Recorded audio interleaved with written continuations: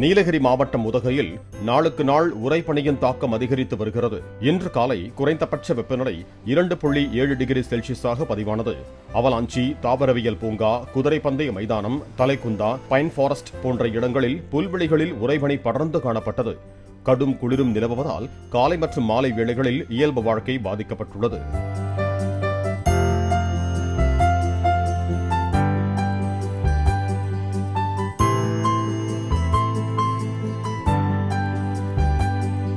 திண்டுக்கல் மாவட்டம் கொடைக்கானலிலும் உறைபனி மற்றும் குளிரின் தாக்கம் அதிகரித்துள்ளது. இன்று அதிகாலை குறைந்தபட்ச வெப்பநிலை 4 டிகிரி செல்சியஸாக பதிவானது. ஜிகானா, பாம்பர்புரம், பிகார்சோலா உள்ளிட்ட பகுதிகளில் வெள்ளை கம்பளம் விரித்தது போல உறைபனி காணப்பட்டது. ஜிம்கானா பகுதியில் பனிக்கட்டிகளை சுற்றுலா பயணிகள் அள்ளி வீசி மகிழ்ந்தனர்.